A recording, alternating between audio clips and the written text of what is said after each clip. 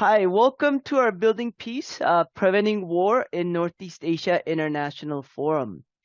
Our forum was organized by the International Strategy Center. Please follow us in the social media posted in our chat. And it's being co-sponsored by No Cold War, Zenko, Korea Policy Institute, and the International Committee of the Democratic Socialists of America. Thank you everyone for joining us in our second part of Peace and the New Non-Aligned Movements. My name is Daehoon Song, and I will be your moderator today. Before we get started, I'm sure that all of us here, our hearts are with those fighting to free Palestine and Gaza and around the world. And I wanted to have a moment of silence in solidarity with those in Gaza right now. And also, this marks the first year anniversary of the Itaewon tragedy in Seoul, South Korea, where 159 people were killed due to government negligence. So we're just going to have a brief moment of silence before getting started. Thank you.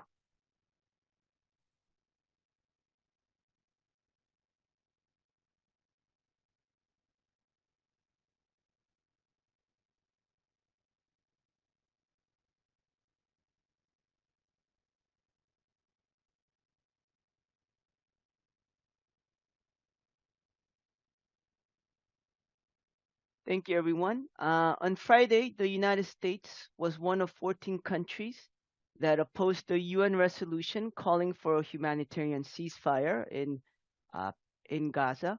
I think the current conflict in Palestine is an indicator that achieving a world with peace, justice, and dignity with everyone requires breaking free from the growing wreckage of our current US unipolar world. I invite those in Korea and around the world to join the Palestine solidarity marches happening around the world. Details are in our chat. As we get started, I wanted to first thank all the speakers, discussants, interpreters, and all those behind the scenes that have been working on this for the past 2 months.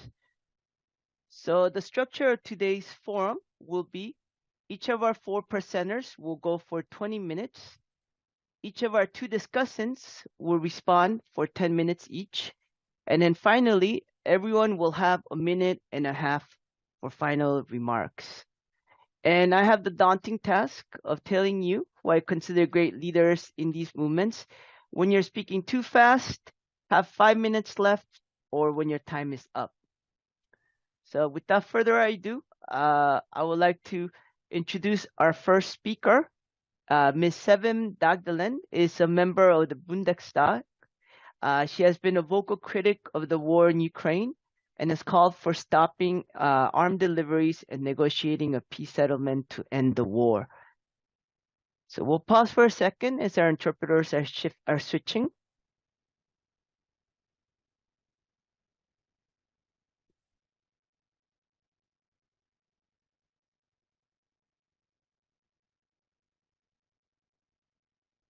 It's a great privilege to have you here, Ms. Dagdelen. Go ahead, please. Yeah, thank you for having me. Europe and the new non-aligned movement, I've got 8 phases on the role of Europe in a multipolar world. The first one is Biden's war on the 3 fronts, enlargement of the Eurasian chessboard. Very lately, US President Joe Biden on October the 18th asked the US Congress to approve a funding package for the supply of military equipment to Ukraine, Israel, and Taiwan. The funds are to be divided up in a ratio of 6 to 1 to 3. Evidently, the United States is seeking to conduct 3 major proxy wars across the globe at the same time. In its struggle to maintain global hegemony, the United States is relying ever more strongly on NATO as an organization that operates worldwide and which it dominates.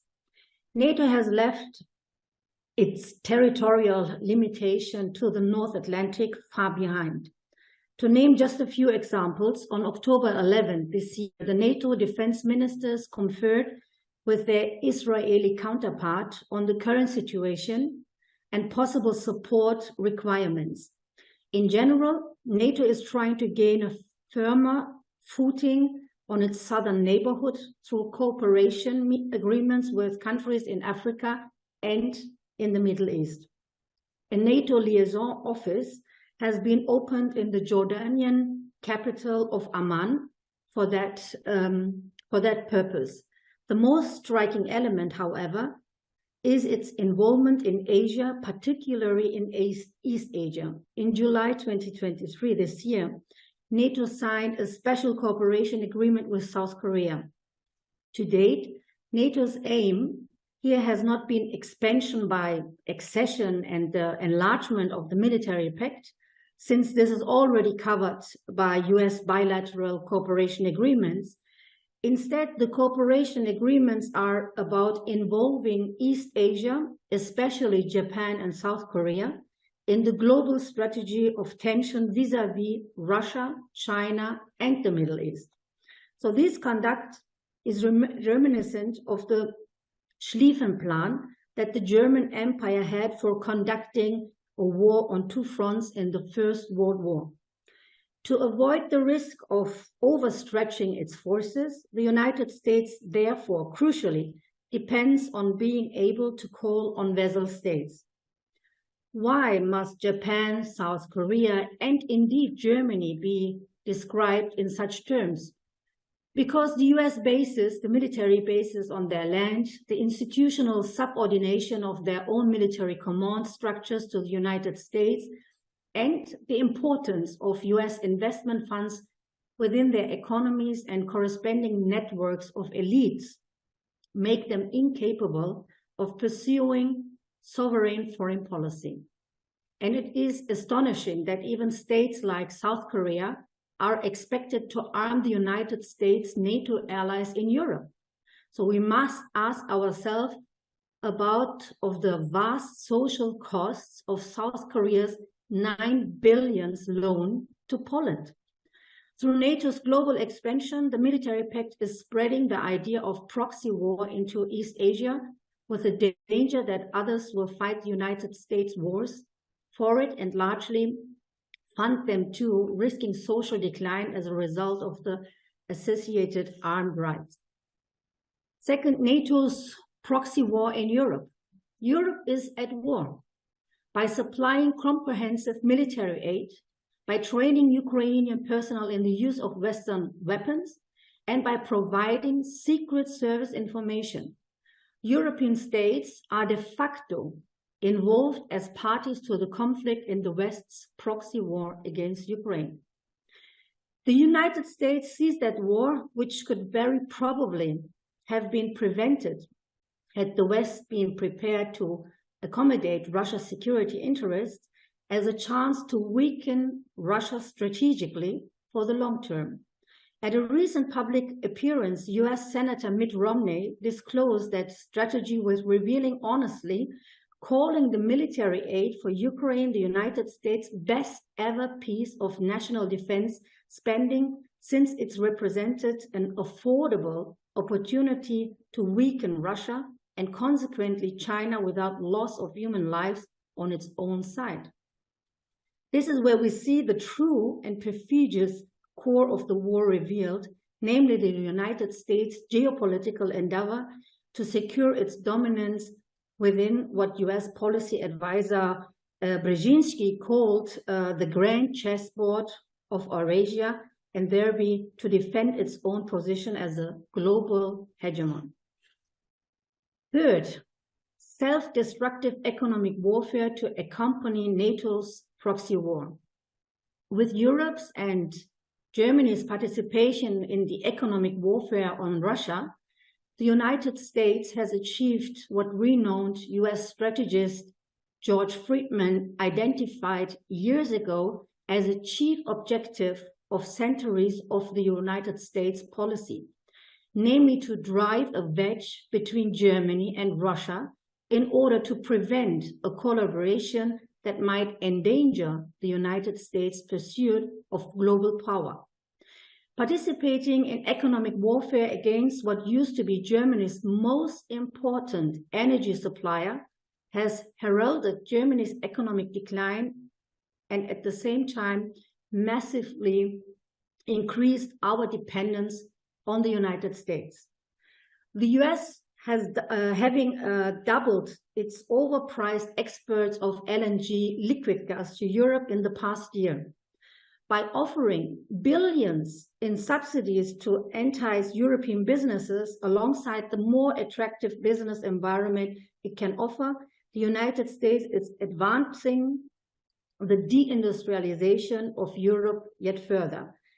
Were the states of Europe to moreover participate in the United States' economic warfare against China, Germany's and Europe's largest trading partner and most important supplier of raw materials, for example, by implementing the ban that the United States is demanding on Chinese components on the 5G network, it could prove a nail in the coffin of Europe's already endangered industrial sector. Fourth, European funding for NATO's proxy war in Ukraine. The United States is betting on being able to pass off the main cost of funding its proxy war in Ukraine onto Germany and Europe. According to the Kiel Institute for the World Economy, around 156 billion of the governmental aid to Ukraine is being borne and paid by Europe, with only 70 billion coming from the United States.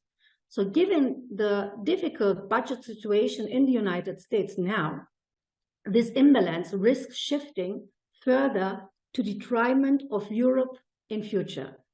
The United States seems to be managing a perfidious geostrategic masterstroke here, having its war on Russia not only fought, but also funded by others. While Ukraine pays the price in blood and the destruction of its own country, the Europeans have the task of providing the economic resources to continue this war. This reveals Europe's downright grotesque vassalage to the United States. Fifth, NATO. Very hard to hear, German comrade. I'm sorry. Can you hear me very well or? No. Okay, Francis can hear me well. So I'll try to be a little bit louder. NATO means a loss of democratic sovereignty. Membership of NATO comes at the cost of European countries' sovereignty as well as the social security of their populations. Beyond the rhetoric of transatlantic partnership, it is the United States that always hegemonically imposes its interests in that sphere. Germany's lack of sovereignty is already clear from the fact that the United States possesses, if you can believe it, 123 military installations in Germany and has 38,000 US American troops stationed here on German soil.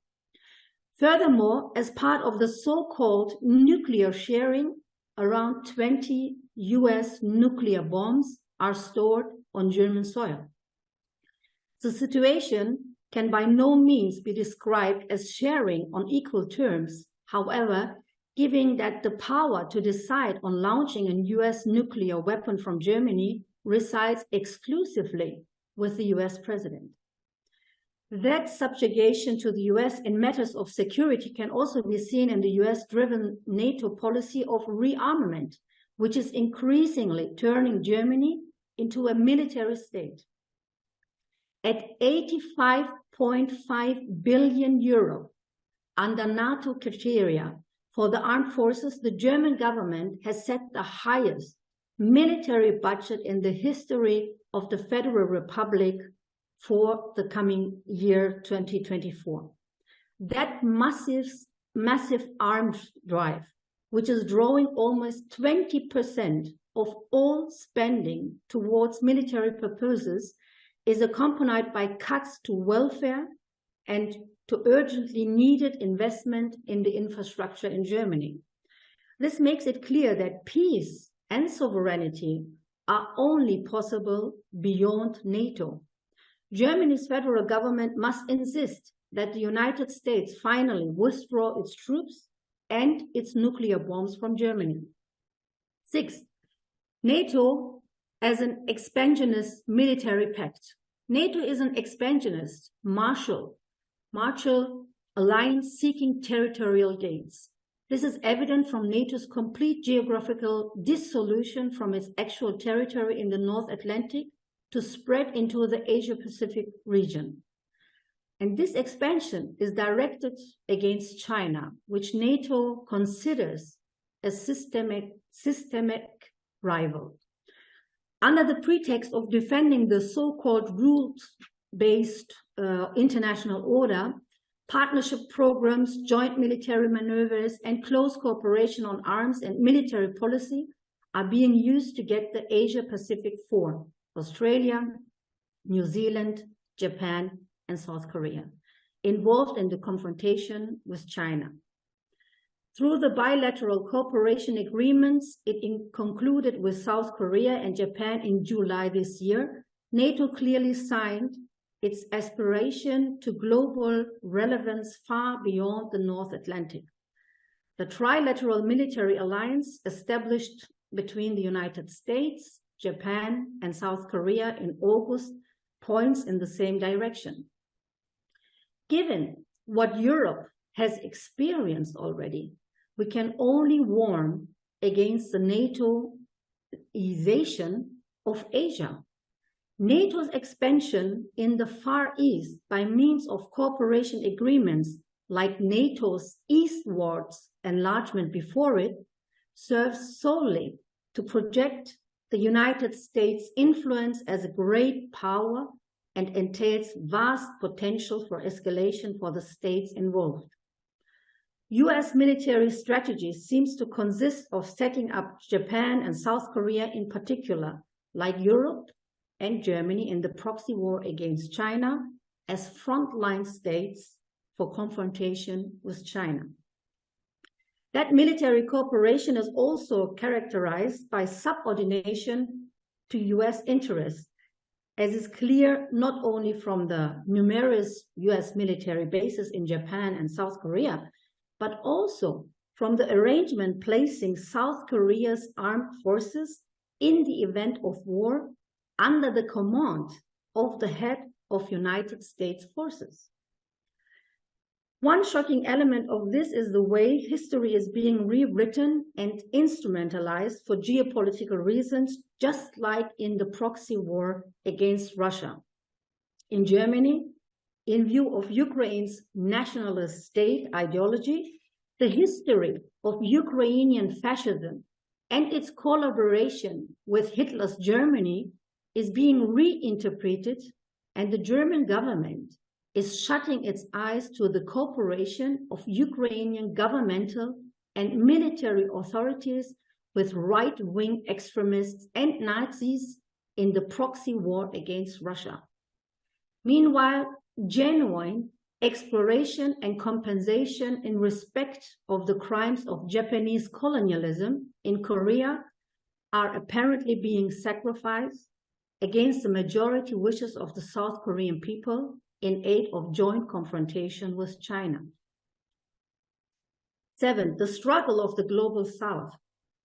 NATO sees China as its chief adversary, as China's economic and technological rise calls the West's global hegemony into question and opens up spaces for the states of the South to exercise democratic sovereignty. The rise of China is closely bound up with the emergence of a multipolar world.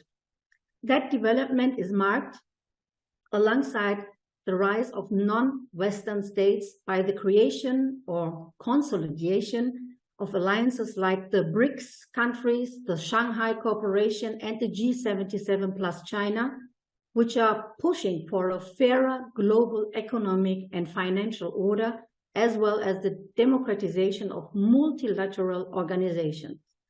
Within these new global political constellations, the call from the states of the South for non-alignment, that is, for a neutral stance in their own national interests, amid the new Cold War between the great powers, is gaining an ever stronger voice. This is vividly evident from the collective reluctance of the Global South to get involved in NATO's proxy war against Russia through arms supplies and economic sanctions, as it pushes instead for neutrality and ending the war by diplomacy. And we also see it in the call from the Global South for a ceasefire in Gaza, which the United States vetoed in the UN Security Council and also in the UN General Assembly. My last thesis, 8, neutrality means democratic sovereignty. For Europe, as for the states of the Asia-Pacific region, neutrality is the key to democratic sovereignty.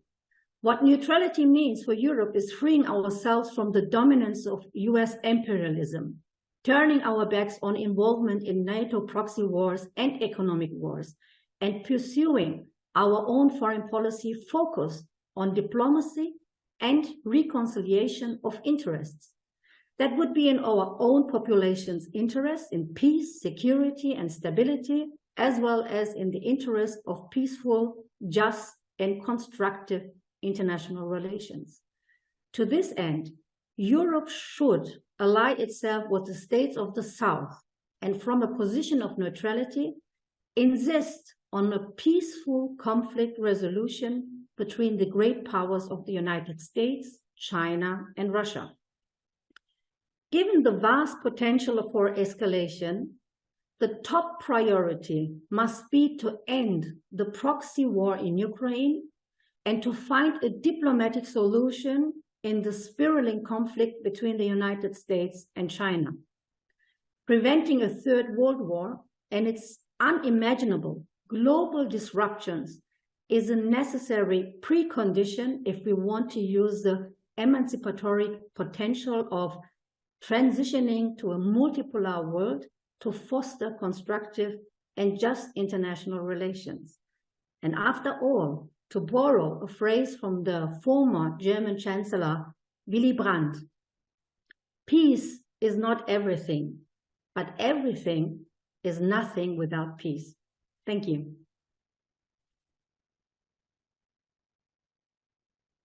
Thank you, Ms. Dagdelen. A non-aligned movement in Europe is especially important to end the destruction and bloodshed that is taking place in the war in Ukraine.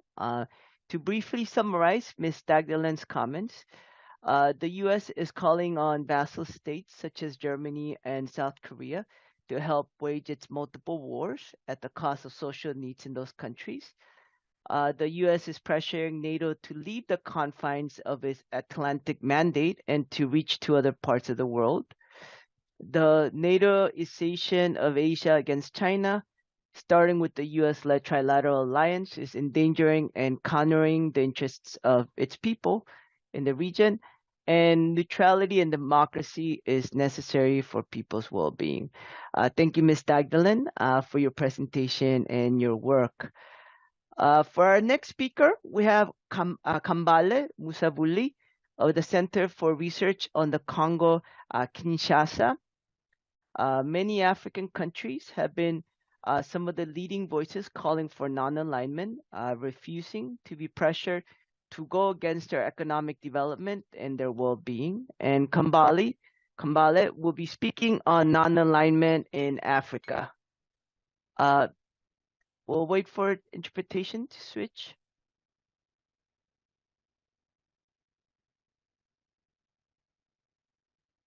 Thank you. It's a great privilege to have you here, Kambale. Thank you for having me, and it's a very pressing discussion to have, especially in light of what is happening all around the world, particularly with our people in Palestine who are being bombed daily while the world watch, but many of us are organizing to make sure that they are free from the river to the sea. The reason why I think it's important to bring up the discussion around Africa being non-aligned is to understand also the role of Africa in these wars. I want to frame it first from the discussion around the Chikolombwe mine. This is the mine where the uranium was extracted. The United States collaborated with the Belgian government in the 40s to get unlimited access to one of the high-grade uranium that existed at the time during the World War II. The extraction of the uranium that came out of the Congo was not with the approval of the Congolese. We were under colonial rule. We were imposed a decision from the outside during those wars, and it had catastrophic, I can't even think about it in English. People experience a lot of deaths because of the uranium that was extracted. Why am I framing it there? Because now that we are speaking about a new Cold War that is actually happening at the moment, Congo is becoming again a country at the center of resource exploitation. What do I mean by that? In June of this year, in the United States Senate, a few US senators introduced a bill for access to Congo's minerals. And the way it was framed, that it says that the bill exists to strengthen the national security of the United States by decreasing the reliance of the Department of Defense on critical minerals from the People's Republic of China, the Russian Federation, the Islamic Republic of Iran, the Democratic People's Republic of North Korea, and other geostrategic competitors and adversaries of the United States, and for other purposes. Which means that the United States has decided who are his adversaries and how this country will control these resources. Since that bill, we've had quite a few trips of US legislators in the DRC.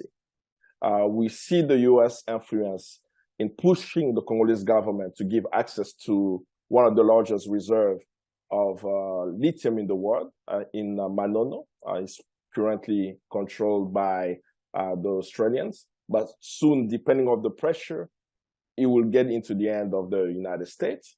But why this pressure? Because we know that the United States cannot wage any war in the world without strategic minerals. They do not have enough strategic minerals in the world. So whenever we see any bombing anywhere in the world, we should all be clear that these bombings are possible because of the control of Africa's resources. The second level now of the discussion I want to get into is, in the DRC, why are there millions of people who have died since 1996? It's one of the countries among the 54 countries that's endowed with so many mineral wealth.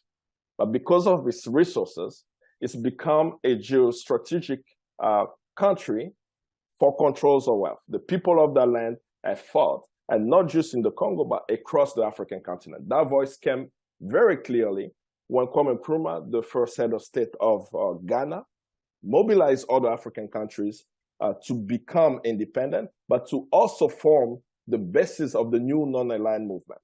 Right? So the scramble of Africa's resources, of Congo's resources, can be stopped when Africans are united under the banner of the ideology of Pan-Africanism. Kwame Nkrumah now fighting for that, mobilize other nations across the African continent to say that as we are seeing wars taking place in the 60s and 70s, where Africans are being asked to choose a side, Africans do not need to choose a side.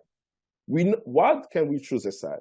Because we have lived under slavery, we have lived under colonialism, we are still living under neocolonialism, and we know the impact of war in the world. The Big Five, speaking of Nehru, Nasser, Kwame Nkrumah, Sukarno, and Tito of Yugoslavia, coming together to build a new non-aligned movement, were clear about their objective. Why did they build the non-aligned movement? They wanted peace because of our experience of colonialism and neocolonialism. They wanted solidarity among the working people of what we call the Third World. And also, they did not want to be imposed a decision that will be against the sovereignty of the land. Today, we are now in 2023. What does that actually mean for us? We've seen very clearly when we look at the war in Ukraine, the crisis in Ukraine, that Africans were literally forced by the West, particularly the United States, to choose a side. And most African countries did not choose a side. This was clearly shown and described whenever Zelensky was asked to speak at the African Union. He asked for an audience at the African Union. I believe only 4 countries were represented by the diplomats, but African countries did not participate. African presidents did not participate in the country. African presidents, up until now, they are pushing for peace. They are pushing for picking any side because we know what war can do. With the latest crisis in Palestine and the bombing by Israel on the Palestinian people and the latest UN votes that took place, you also can see that African countries are very clear about peace. We do not need any war in the world. So they have chosen the path of peace, the path of negotiation. Now, moving forward, how should we engage the African people? And as I said before, why are Africans in the non-aligned movement? Africans are in the non-aligned movement because of what we have experienced for centuries. Because of that, we are very sensitive for loss of life. Because of that, and because of also what we are endowed with the resources, Western nations want us to pick a side. And that's the part that African nations are not actually doing. Kwame Nkrumah clearly stated that Africans are not looking east nor west, they're looking forward. Why we are looking forward in 2023? Because Africa needs industrialization. So we need to work with all who want to build Africa, who want to build peace, who want to develop humanity to be in a better place where there is no diseases, no wars, and people are living in peace and stability anywhere. I think I will stop there in my concluding remark. I will add much more how we on the African continent can join with you, with all who want peace in the world, to unite, to bring an end to the suffering around the world. I think I will end there. Thank you. Great. Thank you, Kambale. We're glad to have the perspective from the African continent. Africa, as you mentioned, has suffered greatly under colonialism and slavery, and deserves development for its well-being. And just to highlight some of the main points, the U.S. collaborated with Belgium in order to exploit the uranium mines in the Congo, and also war in the Democratic Republic of Congo, and the scramble for resources, in particular around the strategic minerals in Africa that has occurred, and also that Africa has traditionally or has historically been part of this larger non-aligned movement. And finally, that Africa remains part of this non-aligned movement for peace in the world, and because it also needs to find its development and be able to be free from war. Next, we have Stephanie Weatherbee. She is part of the Secretariat of the International People's Assembly. The IPA is an international political platform of people's organizations, social movements, political parties, and trade unions fighting against imperialism and for the liberation of humanity and the planet. She will speak on the non-aligned movement in Latin America. We'll wait just a second to switch interpreters.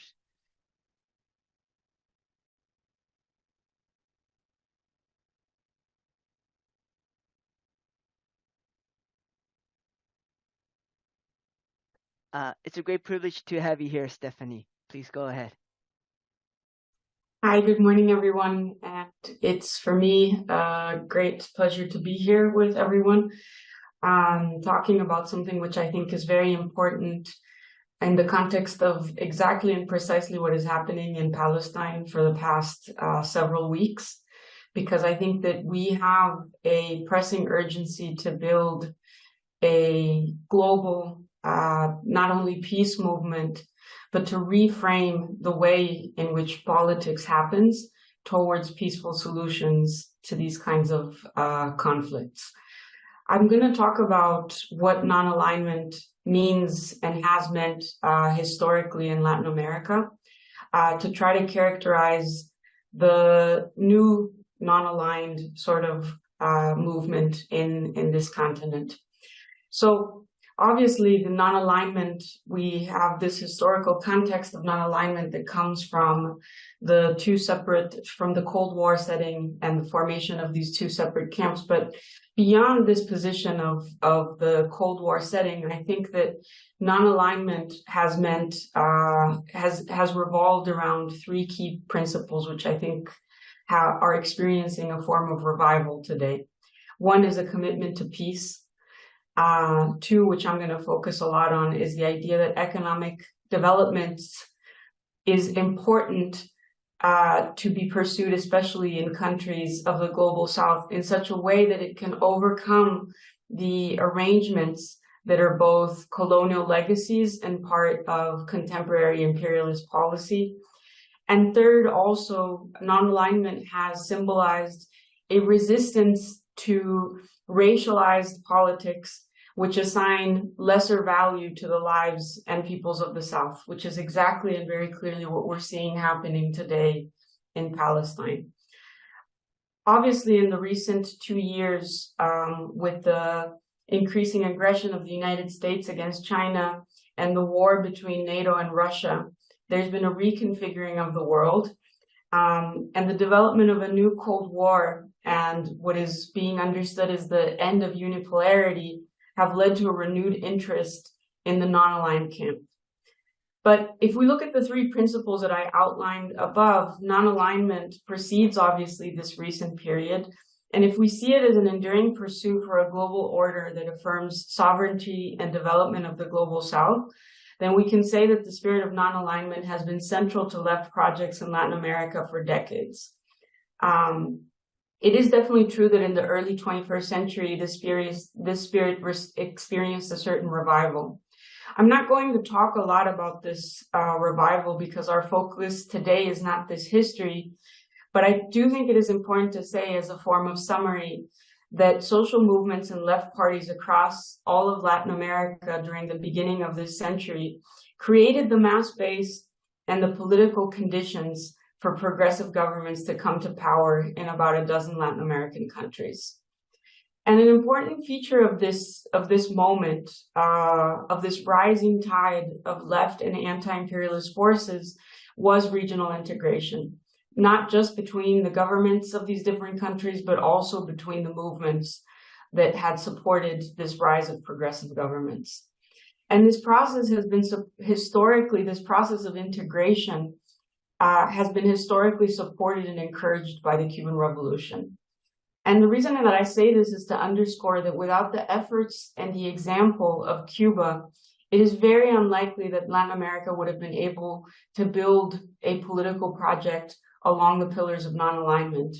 And it is very important to underscore that the United States knows this very well, which is why to this day, the key agenda of the United States in the region is to overthrow the Cuban Revolution by any means necessary and by any means possible. We all know that both the social forces and governments that gained power during this period that I referred to in the early 21st century were heterogeneous. Their commitment to deep and radical transformations varied, and the class composition and the relative force of the working class in each project varied a lot. But they all went into crisis fundamentally for the same reasons. And I would underscore the major reason that these projects went into crisis over the past 15 years being the renewed effort of U.S. imperialism to secure political, economic, and military control of the entire continent.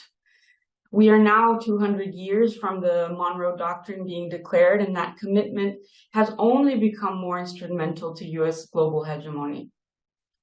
During this time that I was referring to, this progressive or sort of wave of left governments that came to power, there was a strong movement of contestation against the kind of policies that had characterized the region under the Monroe Doctrine.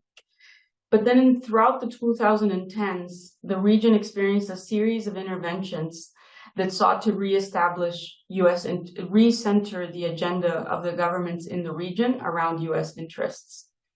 These imperialist efforts claimed important victories, and I am not talking just about the governments that the United States was successful in overthrowing or the new puppets that it was able to install. I am talking about the lasting changes it effected in the political landscape of many of these countries in the region. And these are very important to underscore because we're struggling with them now, despite the ability of the left projects to return to power in some of these countries. I know that the goal today is to talk about the new non-alignment in Latin America. And I can and I will talk about, it's very, I think, exciting. And I think we can all look at the positions of defiance to U.S. imperialism that many of the governments in our region are taking up. But I think it's very important to not get carried away with that and forget the huge threats that these governments are facing precisely because of their anti-imperialist and non-aligned stance. And so I do want to spend some time focusing on the factors and realities that these governments are contending with before exploring the non-aligned character of the governments. And I'm saying this because definitely in Latin America, we're experiencing a moment of kind of cautious optimism since the victory of a lot of these different left governments in the past 5 years, where we are obviously feeling victorious around the ability to defeat some of these right-wing and imperialist-sponsored grabs of power in many of the countries across the region. And yes, they have given way for a new non-aligned movement, but the efforts that were undertaken in the 2010s to overthrow these governments have left us with a series of issues and baggages that we have to address if this non-aligned camp that we're talking about is to not just grow, but actually maintain some power and the ability to actually affect any kind of changes. So imperialism in alliance with reactionary forces in most countries of the continent were able to do the following over the course of the past 15 years. These are just some of the things that I think they successfully were able to do in order to weaken the left across the region. They were able to co-opt the judiciary of many of the countries and put it at the service of the political agenda of the right. Of course, we have some very specific cases in places like Ecuador, in Argentina, and Brazil, where through the power of the judiciary, undemocratic coups took place under what we call lawfare. This, kind of illegitimate use of the courts and the legal system to try to take power away from democratically elected governments. They were able to use the monopoly of the media, which characterizes our sort of telecommunications landscape and media landscape in the continent. They were able to use this monopoly to build a very convincing narrative that vilifies the left and accuses it of endemic corruption. They were able to broaden the base of Christian fundamentalism and mobilize this base politically. They succeeded in militarizing communities, which is obviously not something that is recent, but that has a very long history in our continent. They were able to militarize communities, that especially those that are prone to politics of contestation and resistance, communities that are organized and that in some way have mobilized against the agenda that favors U.S. interests. And with the use of U.S. weapons, they were also able to strengthen criminal organizations across the region that have served as a mechanism to keep social and political unrest in check. They also successfully sabotaged the economy of countries which have attempted the most radical and deep economic reforms which defy U.S. interests. And overall, they were successfully able to capture the economic sovereignty of the region through a range of mechanisms that have made it incredibly difficult to overturn or even reform mildly the neoliberal architecture of all the economies in the continent. which is very important because without making these reforms, it is not possible to fund the social programs which are necessary for left governments to maintain a base of support and to affect the kinds of changes that people are demanding from them. So the outcome of this and other successfully executed strategies has been a deeply unstable political landscape across the region, and most significantly, a new and more radical and fascist right wing, which has been capable of carrying large sectors of the electoral base of many countries. This fascist right has become most visible in the world in the case of Brazil, but similar movements also exist in Mexico, where I'm from, in Argentina, in Colombia, and Bolivia. Although the extreme right forces in all these countries constitute a minority, they've been able to sway a section of the center, primarily because they express the frustration and disillusion with the economic situation of all countries in the region, and because they enjoy the support of the large media conglomerates which control information in the region. But also, and I think it's important to underscore this, even though we're not going to get into a discussion about this today, because left projects in the region have struggled to be able to capture the frustration and to take the frustration that people across the region are feeling. And many of these left projects and left parties continue to espouse what I would call a cautious and lukewarm discourse that does not meet the level of frustration of the population or their aspirations for large and deep and enduring change. This scenario and the constant threats that non-aligned governments in the region are faced with are a successful mechanism to keep the region in check and preventing it from moving further away from the United States in terms of its alliances, its economic arrangements, and its geopolitical stances. When we talk about non-alignment in the region today, we can say that the following governments have in many ways conformed a new non-aligned bloc, but they don't function as a bloc, which I think is important to underscore, at least not at this time. And these are the governments of Brazil, of Argentina, of Mexico, which are already, if you look, these are the three largest countries in the region. But also we have to add Colombia, Bolivia, Nicaragua, Honduras, and obviously Cuba and Venezuela. All of these governments have in varying degrees expressed discontent and issued harsh criticisms against the bellicose and imperialist agenda of the United States. The most recent example has been the case of Colombia, which has not only criticized the humanitarian crisis and genocide being perpetrated in Palestine, but has gone forward with the expulsion of Israeli diplomats from its country. Over the past 4 years, Mexico has sustained relentless criticism of the US blockade against Cuba, while advocating for regional initiatives to curb said blockade. Also, and very importantly, various countries in the region did not echo the anti-Russia discourse that the United States expects from them and expects from its allies since the beginning of the war in 2022.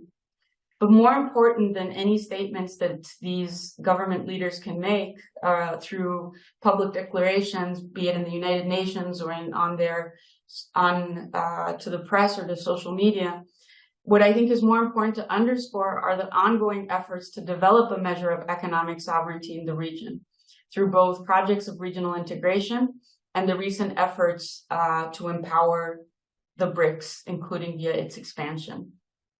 So I'm going to talk a little bit in my closing about what the BRICS can potentially mean for Latin America. But before I do that, I want to sort of preface that by saying why I think it's so important to talk about this in the context of non-alignment. And that is because I think that there is an inescapable connection between peace and development. Fidel Castro once said that bombs can kill the hungry, the sickly, and the ignorant, but they cannot kill hunger, sickness, and ignorance.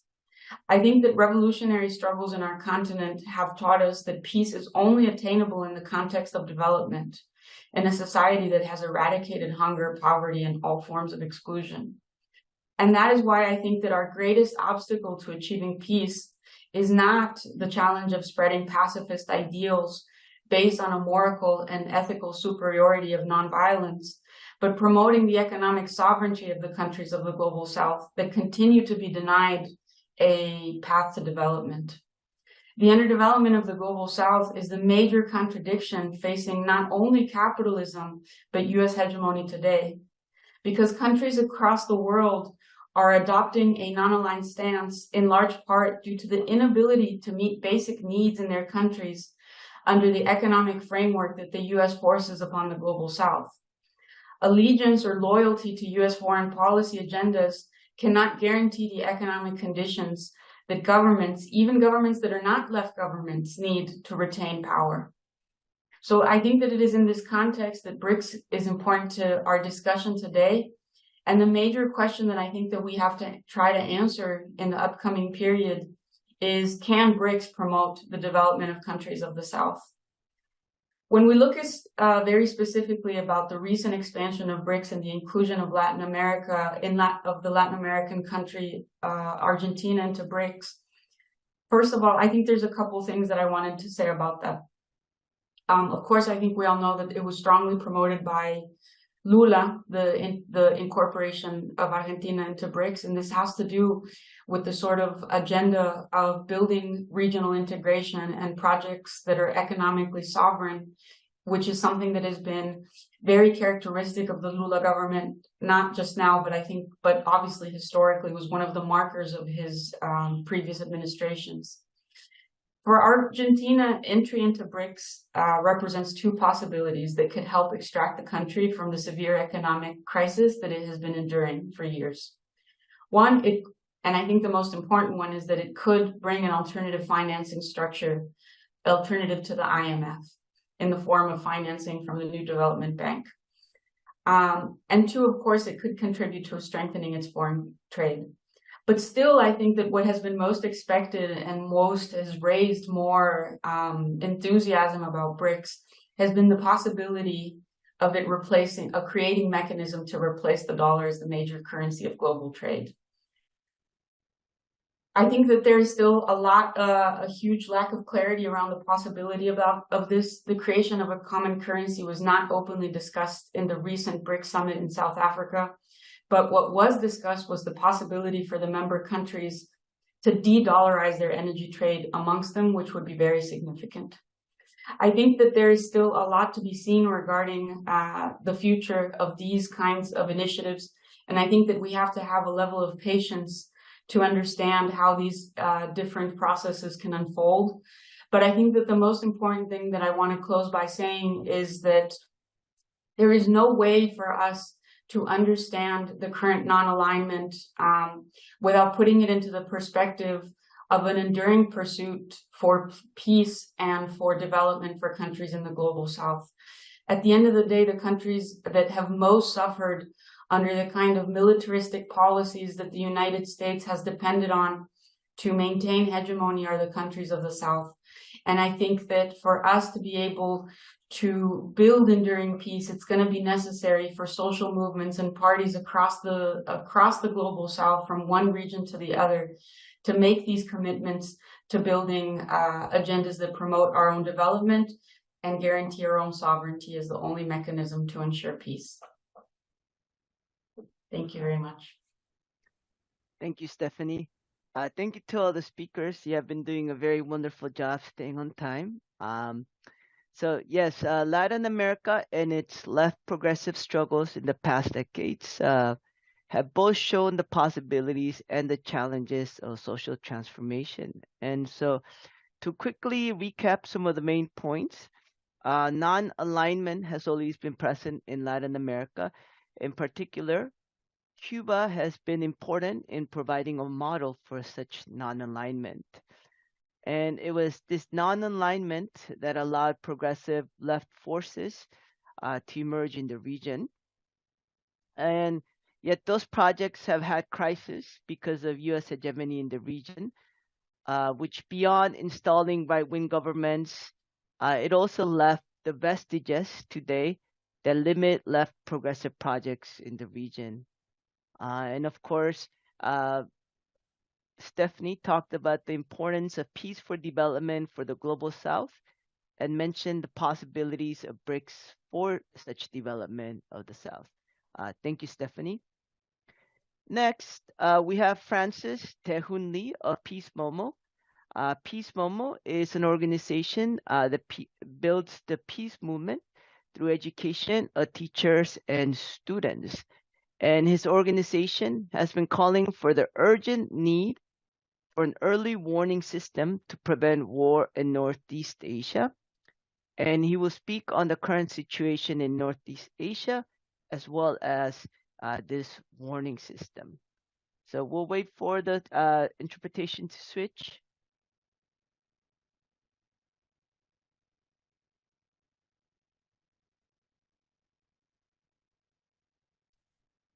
Great.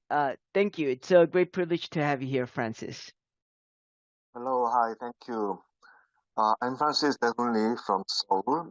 It's a great pleasure to join your forum. This is, I think, my first time to join a meeting organized by International Strategic Center. My topic today is a bit narrow compared to the previous three wonderful speakers. I'll be focusing on the growing danger or the escalation of tension and the increasing possibility of having actually armed conflict in the region involving several parties. And I'm going to propose that going beyond the criticizing power politics of superpowers and local powers, we should have a concrete plan to curtail the escalation of the crisis. And I'm going to use slides. So can I can I put up my file? Yes. Okay. I hope everybody is seeing this slide. Okay. So I'm going to say that something drastically has changed roughly from 2020 in the region that we call Northeast Asia. And I'll be focusing mostly on the US, South Korea, Japan, DPRK, and a little bit about China. The recent US ROK summit and trilateral meetings between Japan, South Korea, and the US, they all point to the direction to higher militarization in the region. And also, we shouldn't forget, for the first time, institutionalizing a military mechanism involving the three countries. And these three countries are some of the richest countries with highly capable technologies that can translate into weapons and weapon systems and war activities very easily. And from South Korean perspective, the drastic changes began to happen from last year, coinciding with the change of government from liberal democratic one into, excuse me, more conservative, right-wing, pro-US, anti-DPRK government last spring. And one of the first agreements between two governments under the new government in Seoul, the key word is extended deterrence, Korean version.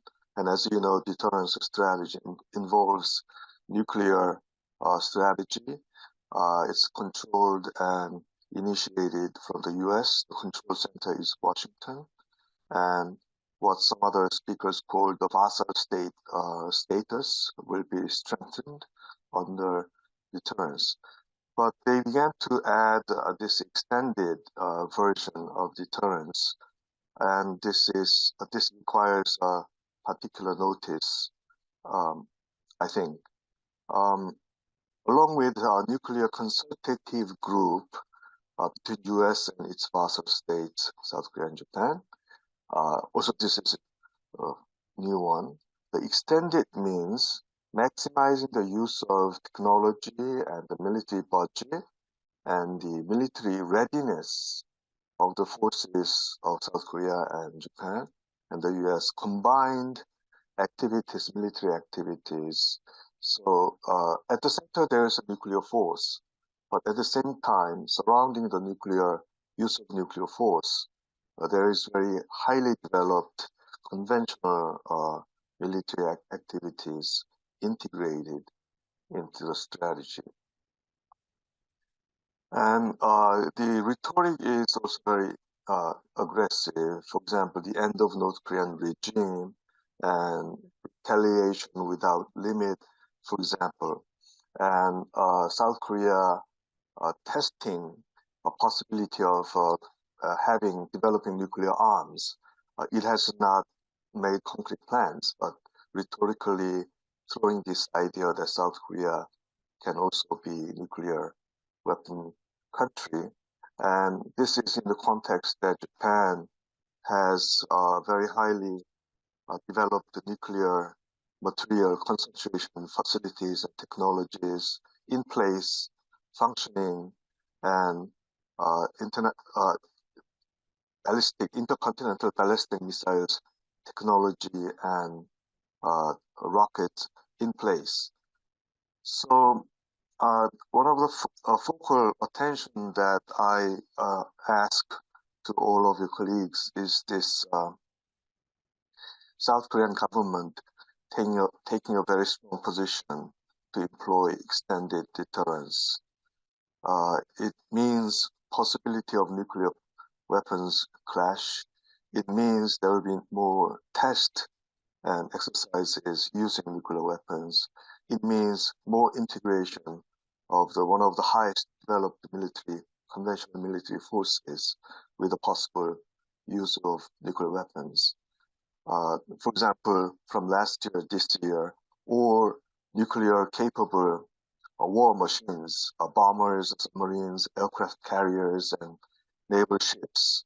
The most scary weapons, they came to near South Korea and Japan to conduct joint exercises, which involve not only Korean and Japanese military forces, but involves some of the European and South Asian forces as well. And this also coincided with an idea of installing NATO office in Tokyo last November. Of course, the Japanese government denied the possibility, but having something like a NATO structure is always in the picture when it comes to the rich and highly militarized countries of Japan and South Korea. And in terms of budget, I'd like to emphasize this. These countries, U.S. ally or vassal countries, these are very rich countries, and this money matters a lot in today's warfare.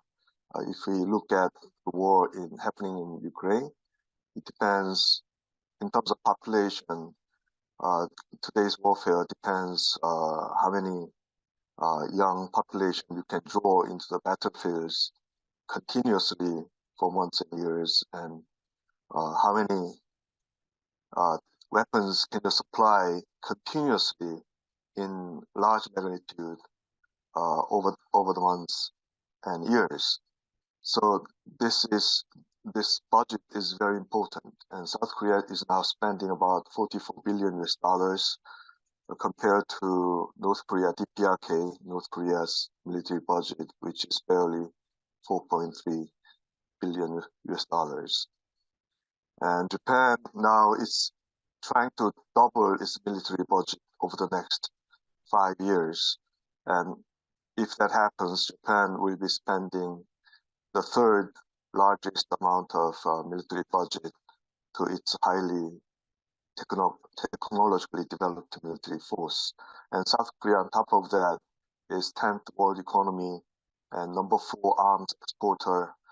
This means the production level of weapons in this tiny country, and its military force ranks number 6 in terms of firepower. And with the advent of the new right-wing government in South Korea, the strategy has changed. So there is hardly any pretense of South Korean military strategy to be defensive. It has a clear operational exercises and written strategies to penetrate into DPRK and to destroy the system and regime in advance of the DPRK's first strike.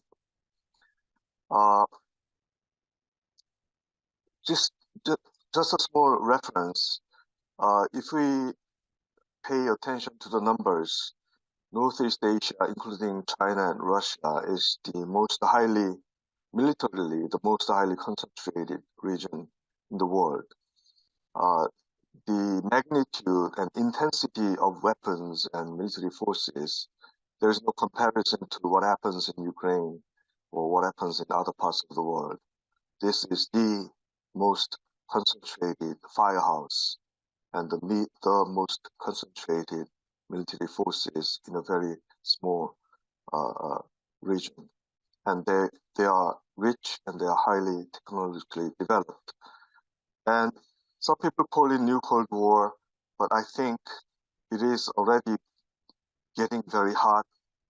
If you look at Taiwan Strait and if you look at the almost 365 days a year military exercises happening in the sea around South Korea and Japan and China, and if you see the new establishment of military bases on the northern part of the Philippines, and the installation of long-range missiles along the Okinawan Islands, geographically, these places are less than or close to 400 kilometers from the coastline of China. So whenever I hear the term New Cold War, I feel reservation. It's already getting very hot when it comes to Northeast Asia. And the most rich and most militarized countries, they do military exercises 365 hours a day. And it's international, multinational military exercises involving nuclear weapons capable top weapon system. So that's Northeast Asia. And this has created, along with other developments, the changes of military and security strategy from DPRK as well. So we have to note that until 2013, DPRK has not employed first strike strategy, but as we saw, the deal between DPRK and the USA failed in 2019 in Hanoi meeting because of the neoconservative push from the US. They began to change. They speed up their missile developments. They speed up their missile test. And before that, most of the missile test was long-range missiles, theoretically assuming the US continent. But after this Hanoi no deal, the missile test and the development of missiles becomes comprehensive, short range, middle range, and long range, and more frequent test. And then last year in September, DPRK passes a very special law and put the law into their constitution. And this law is nuclear weapons, law of nuclear weapons policy, they call it. And when you read this law very carefully, it's shocking. It's almost a copy of the first strike policy of superpowers in the world. First strike, I mean, usually in the current international law, your military action is legitimate when an aggressor country starts a military action against you first, then you have the legitimacy to retaliate or defend. But the US, Japan, and South Korea are now writing into their policy paper to allow first strike. So strike the enemy side before the enemy acts in military terms. And North Korea just did the same thing in last September in 2022. What it means is that now, except China, Northeast Asia is fully filled with the most richest and highly militarized countries ready to shoot and attack before provocation happens. So this means you cannot define or identify provocation in a rational terms. This means military actions, the first strike, is based on your calculation of the future actions of the enemy side. So now the warfare being prepared and exercised in Northeast Asia, and I'm arguing that the warfare has drastically changed from plan into exercise, and this requires rewriting international law, rewriting security policies, rewriting diplomacy for peace, etc.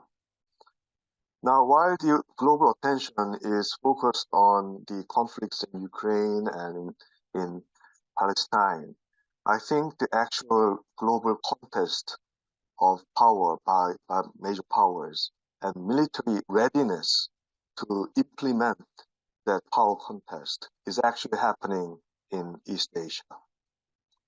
And I think it is not such a good idea to distinguish between military preparedness and actual occurrence of warfare or anymore in 21st century. Because of the first strike policy and because of this idea of extended deterrence, preparedness, preparation, and exercises are in fact the warfare. So that's why I have reservations on this old idea of Cold War and New Cold War. The Cold War was a lie because of the Korean War and the Vietnam War and other dirty wars by the US and Latin America. That was a lie. That was a lie. And therefore, exactly the New Cold War idea is a lie. The actual warfare has begun, and the main battlefield, I think, is in Northeast Asia.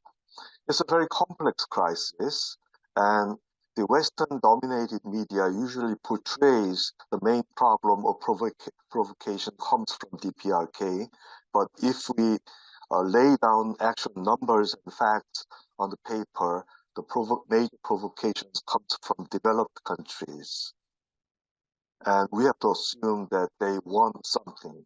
Usually, the Western-dominated media portrays China as a status quo changing country who wants to change the global order, but we should not ignore that the existing hegemonic power also tries to change the status quo in order to preempt the rise of the challenging powers. So therefore, we have to free ourselves, liberate ourselves that the provocation or status quo changing movements come from non-hegemonic countries. We have to really scrap this lie. The hegemonic structure led by the US is trying to change something, and they are investing money and human resources and doing exercises every day in their life. So if this kind of analysis and projections have some grounds, I think we need to face new warfare. We have to redefine what war is, what armed conflict is. We have to redefine we have to look more closely between the hegemonic global power relations into war provocation.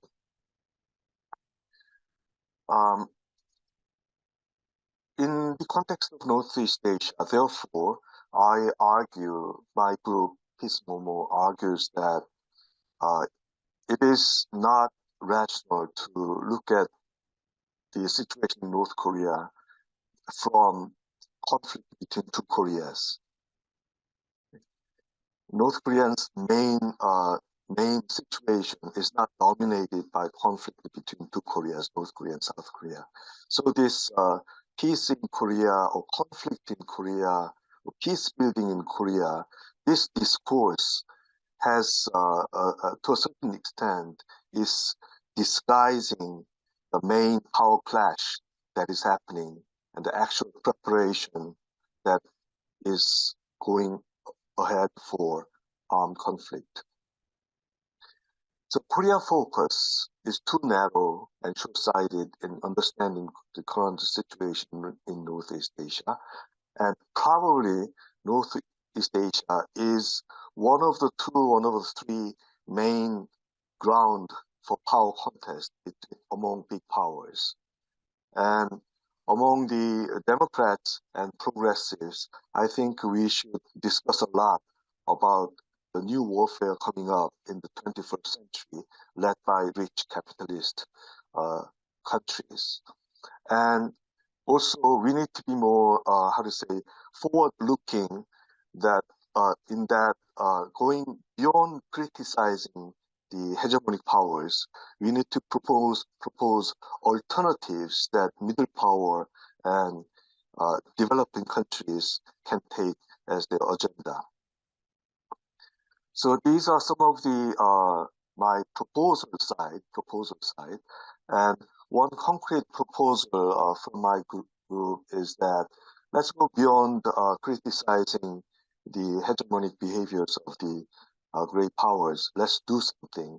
And one of the simple proposals is that what governments are not doing is early warning. They are actually preparing for armed conflict. And because they need sacrifices of ordinary people to a large number, they are not warning. They don't have intention to produce warning. So therefore, it should be people and people's organizations and peace-building organizations to sound the warning. Hey, look, the elites and the dominating forces are actually preparing for armed conflict. And if we want to save lives, if we want to protect justice and well-being of large number of people, let's warn. The danger is coming, and it's a critical danger in terms of systemic change or in terms of protection of hegemonic power. This danger is one of the systemic and fundamental dangers coming. So this is one proposal. Let's get together to sound the bell of early warning. Look, big powers are preparing something in terms of armed conflict. And then diplomacy is not dominated by the governments.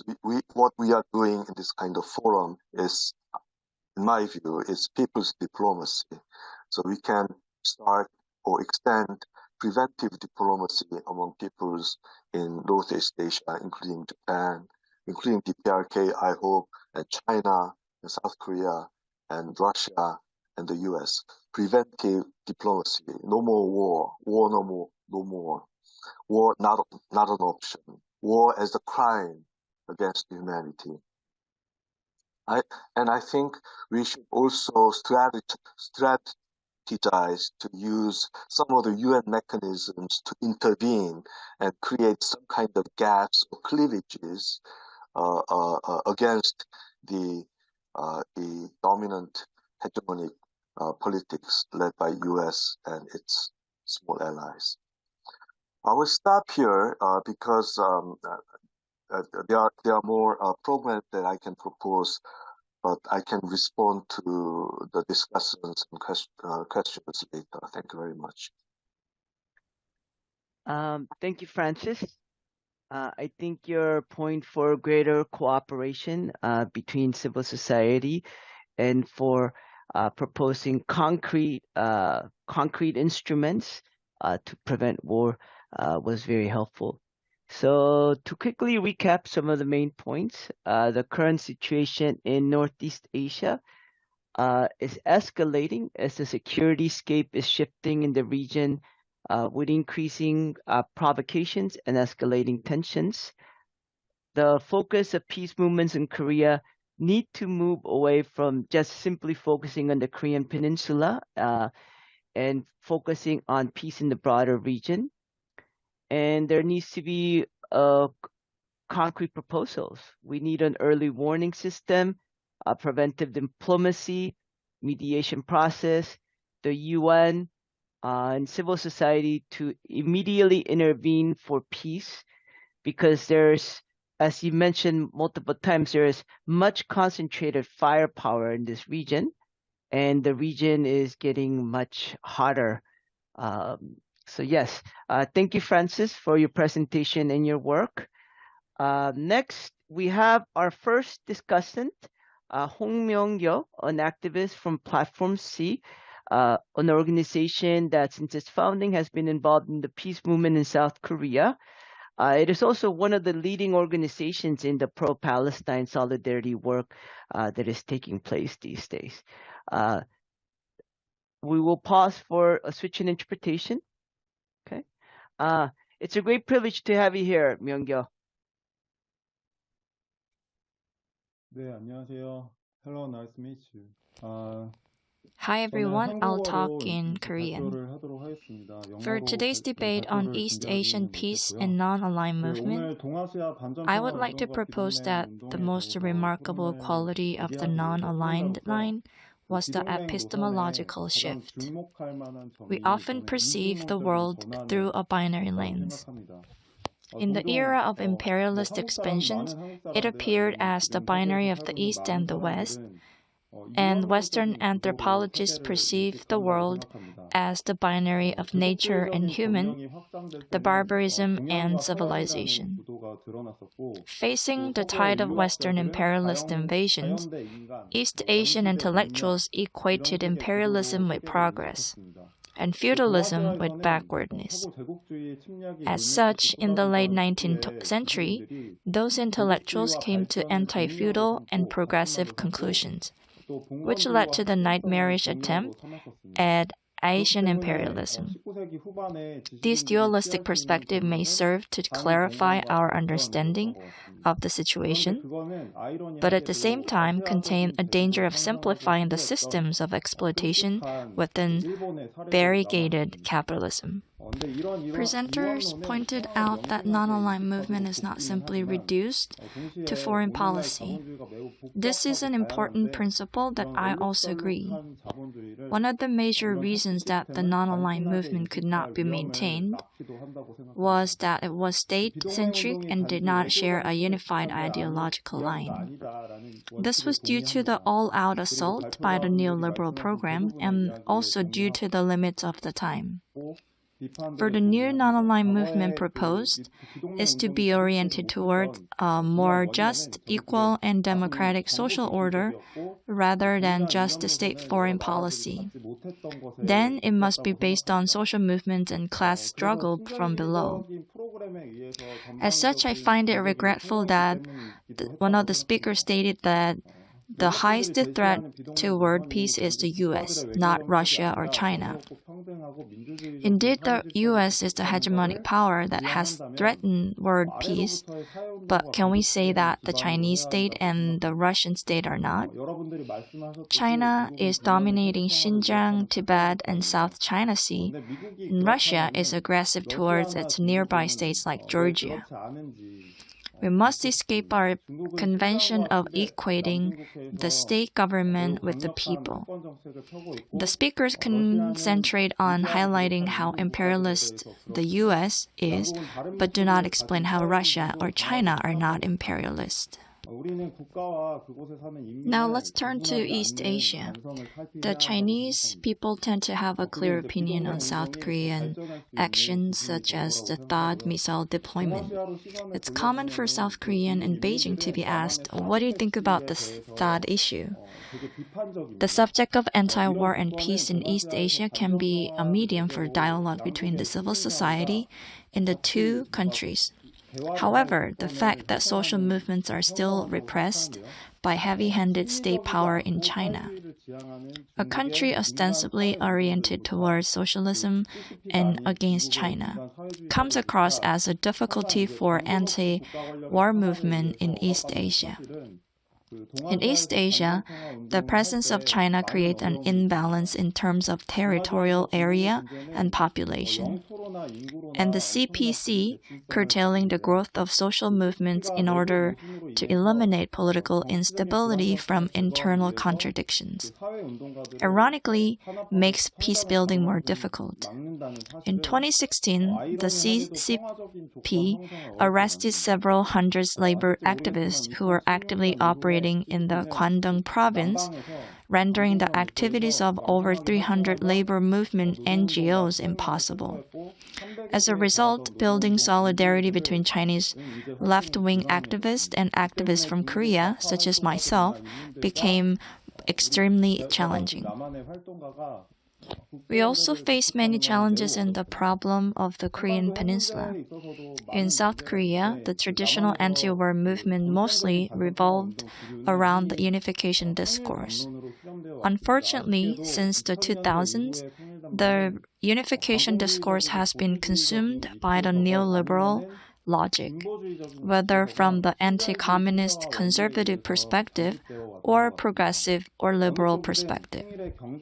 Both sides use the economic benefits of unification as the rationale, and the establishment politics use the unification discourse only when it benefits them. This logic even applies to the progressive unification activist. The so-called unification boom theory of the Park Geun-hye regime is not exclusive to the anti-communist right. It is well known that even the progressive nationalists have been mobilizing supporters by saying that unification will profit the Korean people greatly. The limitation of neoliberal discourse on unification led to the total failure on North Korean denuclearization. For example, Moon Jae-in administration in South Korea attempted performative summit with Kim Jong-un as a self-appointed arbiter of Korean peace. However, as the Hanoi summit ended with no deal, thanks to the American hawks, all the promises and pledges disappeared like a midsummer dream. The political establishment in South Korea still approaches the North Korea problem in their own conventional ways. The anti-communist right still clings to the idea of outright annexation and indulges in empty fantasies every time North Korean economy takes a dip. The Democratic Party maintains their neoliberal nationalist discourse that South must help the suffering North and solve their military threat at the same time. These two positions seem opposed to each other, but they are identical in that they designate North Korea as the poor suffering other, and that they seek security in militarization and alliance and subservient to U.S.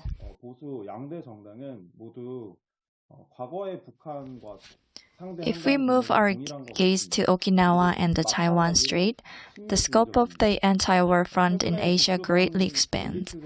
Currently, the Japanese military is continuing to build missile bases in the 1,300-kilometer-long Nansei land chain in preparation for war with China. The civil society and the peace movement in Okinawa are waging their struggle against Henoko U.S. naval base and the fortification of the Nansei Island. This is related to the possibility that in case of a crisis in Taiwan from PLA invasion, Okinawa may very well be battlefield as well. The struggle in Okinawa shows the gap between the simple dichotomy of pro-U.S. and anti-U.S. as China is attempting a heavy militarization of the East China Sea. As such, I believe that we must pay close attention to the call of the Okinawan people. They are struggling against U.S. military hegemony, but also against the military presence to their west. Last summer, in the International Symposium to build East Asian Peace Network around Okinawa, Haba Kumiko called on a world to develop a peace network centered in Okinawa. This kind of demand from the civil society should be the basic foundation of peace movement.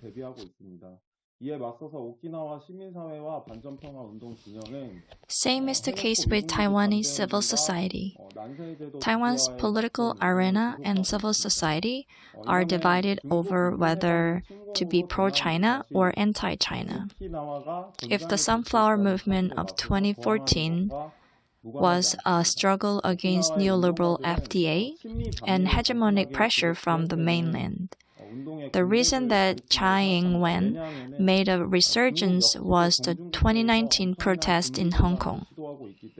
As can be seen, the core of the peace movement in Taiwan is the civil society, but to mechanically support either KMT or the DPP is to lock ourselves into the US-China dichotomy. This is why many Taiwanese progressives support the deployment of THAAD missile systems in Korea. It is a result of the left discourse being captured by the fear of war. As such, it is imperative to condemn both Taiwanese and Chinese militarizations to widen the base of the support for peace movement. I think we need to build this through international solidarity.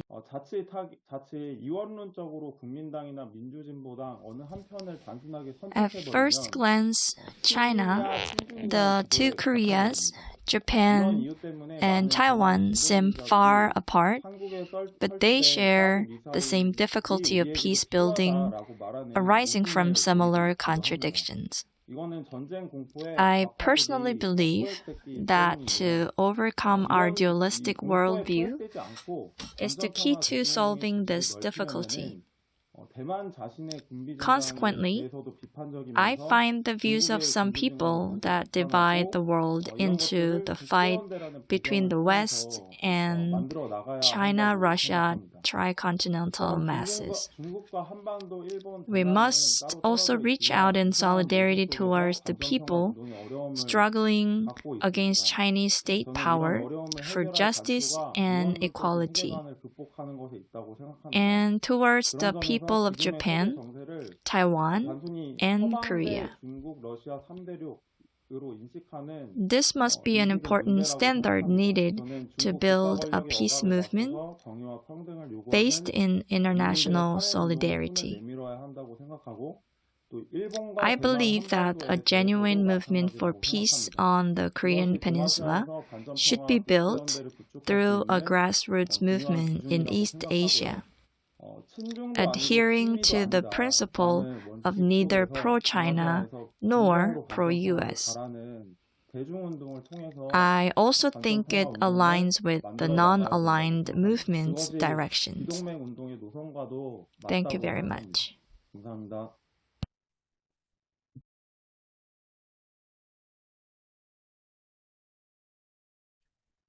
Great. Thank you so much, Myung-gyo. I think your comments both capture the diverse perspectives within our peace movement in Korea and around the world as well as the real tensions and contradictions that exist between China and Russia with their own civil societies and neighboring countries. So to just highlight some of the main points, Hong talked about the importance of rooting the non-aligned movement, not on states, but on the grassroots social movements and class struggles. He also mentioned the confrontations, contradictions, and struggles that happen in China and with its civil society, the importance of focusing on de-escalating nuclear armament in the Korean Peninsula, rather than simply focusing on in the past through like economic cooperation and whatnot. So thank you, Myung-gyo, for your remarks and your work. Next, we have Vijay Prashad, the director of the Tricontinental Institute for Social Research, chief correspondent for Globetrotter, chief editor for Leftward Books, and a member of the No Cold War Collective. And he has written countless articles and books on the Third World, the New Cold War, and he will be speaking about building international solidarity and fighting the new McCarthyism. So we'll pause for a second for interpretation to shift.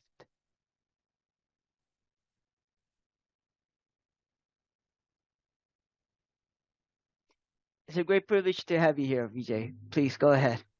Yeah, thanks a lot. Well, you well know, Daehoon, that the International Strategy Center is basically my home in Seoul, South Korea. So it's great to be with you. The first thing I want to mention is next week, the International Strategy Center, Tricontinental and No Cold War will produce briefing number 10, which is called an Asian NATO ? About the emerging trilateral alliance between Japan, the Republic of Korea, and the United States. So please look for that. Also, I want to mention, partly because Daehoon and Stephen are here, is that, we produced a text called Washington's New Cold War with John Bellamy Foster and others, which they had translated into Korean from Second Thesis Press. And I very much hope that people take a look at this book, because it provides a broad assessment of the power politics around Northeast Asia and other parts of the world as well. Now, in the newsletter and briefing number 10, we quote from the US ambassador to China, a man I've known for a long time, Nicholas Burns. I'm always surprised how Nicholas Burns keeps getting promoted, but there it is.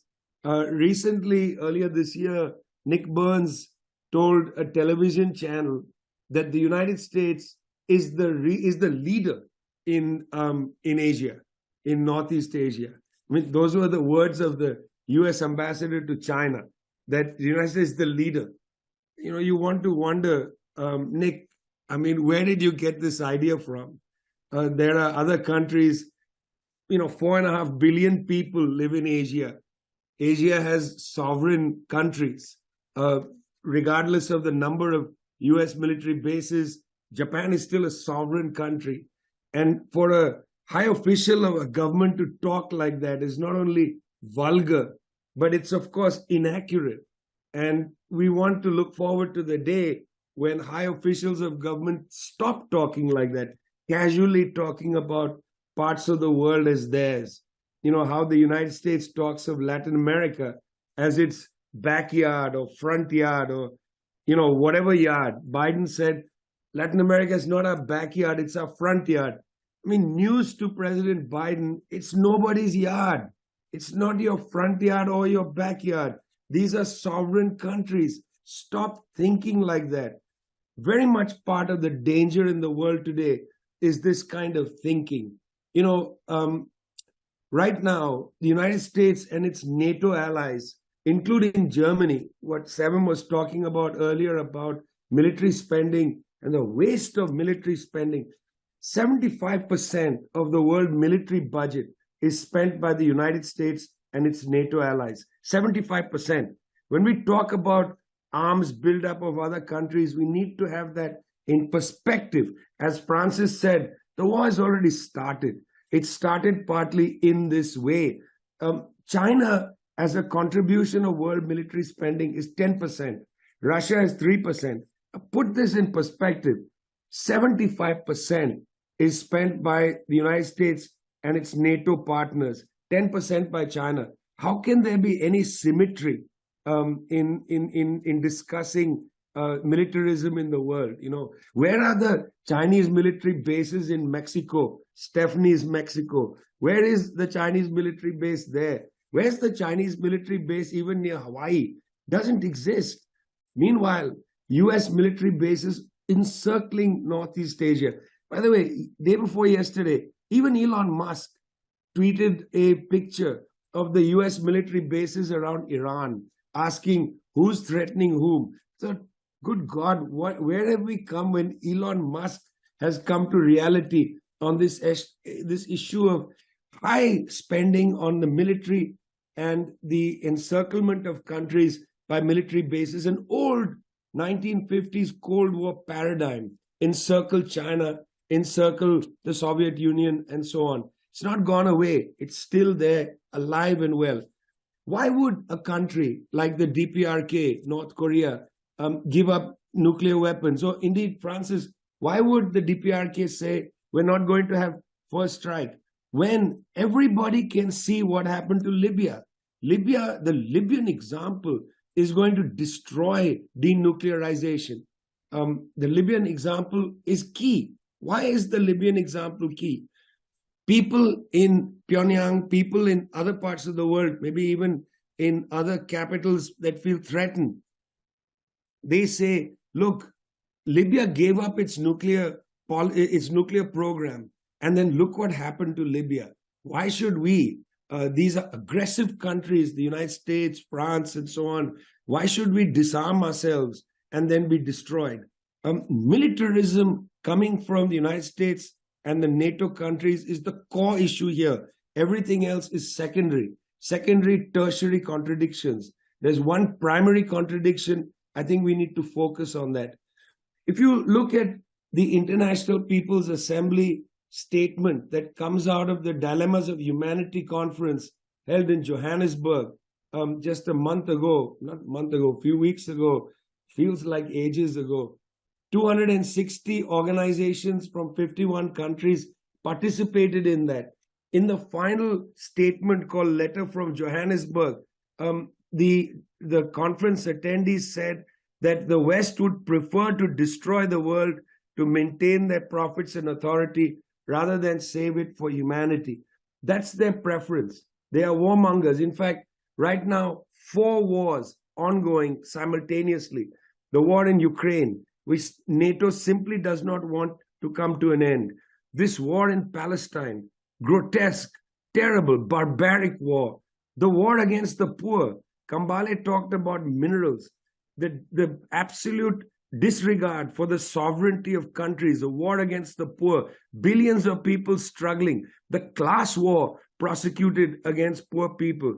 And then the 4th war is the war against the climate, absolute disregard for the climate. The US military, the world's largest institutional polluter of carbon, in the Kyoto protocols, removed the military from the national accounting of carbon emissions, a crime really by itself.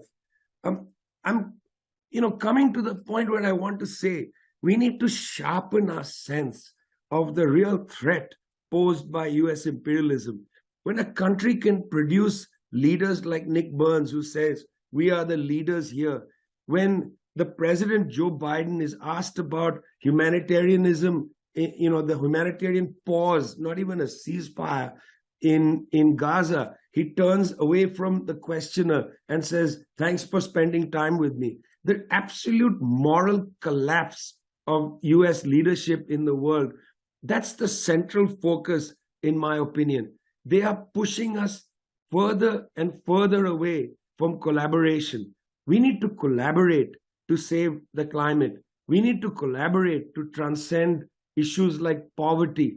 We need to collaborate to find a lasting solution to the question of the occupation of the Palestinians.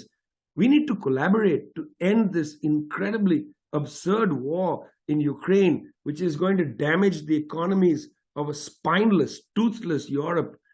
We need collaboration. We don't need confrontation. We don't need to spend $2 trillion on weapons. We need to spend $2 trillion to end the climate catastrophe. We need to spend $2 trillion to liberate people from poverty. That's what our social wealth should go towards, not towards the dangers of war. The Korean Peninsula was almost destroyed in the war, prosecuted in many regards by the United States. Remember, the United States bombed the North to such a degree that US officials were saying there are no more targets left. This is precisely what Israeli war planners are saying now about northern Gaza. I don't want to live in that world any longer. I hope very much that you don't either. Thanks a lot. Thank you, Vijay. To quickly recap some of the main points, the war, like Francis has stated, has already started through the increase in military spending. And there is little symmetry in the U.S. military spending and encirclement compared to those of other countries that rival it. And just the importance of putting into context the primary contradiction as U.S. imperialism by sharpening our sense of its threat as regards climate change and how it makes it difficult to eradicate poverty and liberate people. Thank you, Vijay, for your comments and your work. We're gonna be switching interpreters.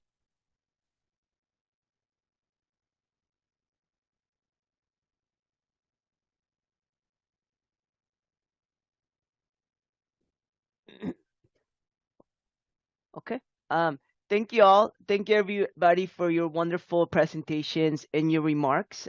Finally, we wanted to conclude with remarks, just concluding remarks about a minute and a half for each person. And we're gonna start with Ms. Dagdelen. Please go ahead. Yeah, very short. I can say that I do have the same view like Vijay and the other friends. I think the world is currently experiencing one of the most dangerous moments in its history. And we are faced with the challenge of the declining hegemon, the United States of America, instigating further proxy wars around the world aimed at renewing colonial oppression, as well as creating vassal states with the risk of further escalation. So I think our first duty is to meet this challenge, with a cool head for peace, reason, and justice. And please let us not be fooled by all this propaganda made by the warmongers who want to shut us down. So let's not be fooled. Let's face this challenge with a cool head. Thank you. Great, thank you. Next, we'll have Kambale give his concluding remarks. We live on one planet. Any conflict, any war that's taking place anywhere around the world affects us directly. With what has escalated in the past, I can say decade around the world with wars, we see how this has a direct impact on sovereignty on African countries. In West Africa, people in West Africa are fighting for sovereignty. They've been able to put pressure on France to leave the region so that they could determine their affairs, so that their resources benefit the people. With what is unfolding with the explosion, what I liked around the presentation, I think was Dr. Francis mentioned about the ecological exceptionalism, that how these bombings are not taking into consideration what it actually does to the planet. We on the African continent understand that because we are at the end of it, where the resources to build the weapons are taken from us. We are in solidarity with anyone who wants peace on this planet. And we do not choose side because for us, our side is peace, our side is stability, our side is also development of our continent, which need it dearly. Great, thank you very much. Next, we'll have comments from Stephanie, please. Thank you, everybody, for the invitation to be here and share with everyone, and also, most importantly, to listen to everyone. I'm afraid I'm going to close with some very obvious statements, but I will still make them because I still think they need to be said. That I don't think that it's possible for us to build a global peace movement without building a global anti-imperialist movement that is able to call out all forms of imperialist politics and initiatives. But I think that the prerequisite to do that is to strengthen our working class movements, because I think that it is undeniable that people around the world, if you were to conduct some kind of a mass poll, people around the world did not support the kind of warmongering and militaristic initiatives that we've talked about today. So the challenge is not convincing people around the world around the necessity of peace. The challenge is organizing people into instruments and organizations that are able to transform their sentiments into actual power. And I think that that's the challenge that we're encountering today, that these precisely one of the objectives of these kinds of war is to disenfranchise people, to disillusion people, to put people in a state of fear and in a survival mode that keeps them from uniting and building power together. And so I think that our major challenge in each of our countries is to build power from our organizations, because that's going to be the only means for us to advance towards a different world.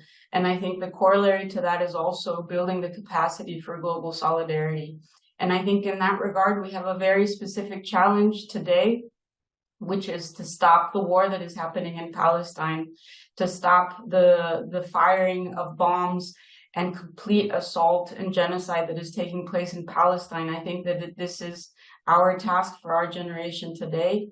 And I think that we have the ability to do it if we can engage in real work of solidarity and building unity.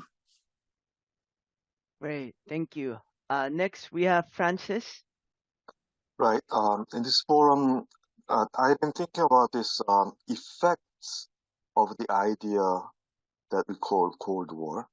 And one aspect that I'm noticing is that when you use this idea of Cold War or New Cold War, there is an invitation to think about blocs. So imperialist bloc and its alliances and the anti-imperialist blocs. But I propose a little more detailed scrutiny of the power relations being developed in the 21st century in the world. There are so many overlapping blocs now emerging, and the role of China is very different from what the West was expecting as a rising power. And the behavior of Iran and Saudi Arabia in regional power dynamics is also, there are some new aspects. And the US strategy of forming alliance, for example, look at the relationship between US and India and Pakistan. We cannot capture these realities with a clear-cut bloc formations. I think there is a fuzzy dimension of the power formation these days. Some people call it overlapping networks. Some people call it overlapping grids. So what I'm trying to say is that it's not sufficient to list the fundamental systemic crises like war crisis, climate crisis, the crisis of poverty, war on class war. I think that listing idea is not sufficient. I think from a more systemic perspective, the crisis has evolved into complex integrated crisis, which uses all these dimensions, economic dimensions, military dimensions, and regional dimensions in a most integrated way. I think the behavior of the imperialism of the US, they evolved. They are using a different strategy, not bloc formation. So I was thinking how to capture these changes into our movement strategy. This is an open question. I don't have suggestions. Great, thank you very much. You posed a very profound and important question. We're gonna pause. I'm gonna pause to let the interpreter catch up. Okay. All right. Next, we're gonna have Myung-gyo. Please go ahead. 네, 지금 정세에서 I agree with the importance of solidarity with Palestine in the current political situation, and I'm actively preparing for the solidarity rally. I also agree with the idea that we should not be trapped in a simple binary logic. I agree with the word of Vijay Prashad, emphasis on the significance of the climate justice movement. To create an international solidarity movement from below in East Asia, I believe it must be connected to social movement in China. Only then can we overcome the phenomenon of hate China that is recording historically high figures in South Korea, Taiwan, and Japan. The mention of nationalist developmentalism was made, and while it is distinctly different from neoliberalism, there is a risk of it operating in a way that justifies state power. Therefore, I don't think the logic of returning to nationalist developmentalism is justified simply because neoliberal globalization went wrong. This is why India and China seem dangerous. I see the state capitalist developmental system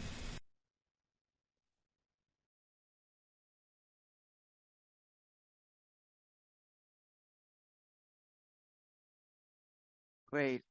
Thank you very much. Next, we're going to have Vijay Prashad. Vijay, go ahead, please. You know, when you look at the African continent, there is a history, a dynamic of Pan-Africanism available for the left to unite people around a standard. In Latin America, there is a platform, you know, whether it's Patria Grande, whether it's Bolivarianism and so on, there's a mechanism to unite people against imperialism, against the diminishment of their sovereignty. Asia is in a difficult position. Pan-Asianism was destroyed by Japanese imperialism. Our people simply don't know each other very well. You know, the connections between the Chinese, the Koreans, the Japanese were devastated by World War II and couldn't recover in the period of the Cold War. We were never able to understand each other, to recognize each other, let alone Indonesia, one of the largest countries in Asia. Our understanding of Indonesia deeply limited, connections to the Indonesian people hampered by the dictatorship that came after the counter-revolution of 1965. I think platforms like the International Strategy Center, the connections we are trying to build in Asia, they're not just about fighting against imperialism. They're about getting to know each other, building an Asian project. As I said, 4.5, 4.8 billion people on the planet live in Asia, but we don't know each other. We don't trust each other. We don't have an understanding of each other's traditions, let alone left cultures. I think it's really important to have these kind of conversations, to build on these conversations for people of the left, sensitive people, to travel to each other's countries, you know, to understand the complexities of building a new kind of Asian project, a new Asian left project, a new Asian project, forget left project, just a new Asian project. You know, we don't want to go in the direction of Asian culture, the fantasies of Confucianism and so on. We want something different. And can we get it? I think that's a real challenge. There can be no advancement of our struggles in Asia if we don't build a project in common, which we don't have and haven't had for a very long time. Great. Thank you, everyone. Everyone's diverse opinions and insights from around the world. Forums like this attempt to bring these opinions and insights together with each other and in conversation with each other. And ultimately, we're all here in this forum because we all agree on the need for peace and for resolving the great existential threats of climate change and nuclear war. And we want to continue building with you, and this is just the beginning. Just like warmongers are coming together, we that need to fiercely wage war also need to come together. And so thank you to all our speakers, discussants, all those working behind the scenes, our interpreters, and to all our audience members. Thank you very much.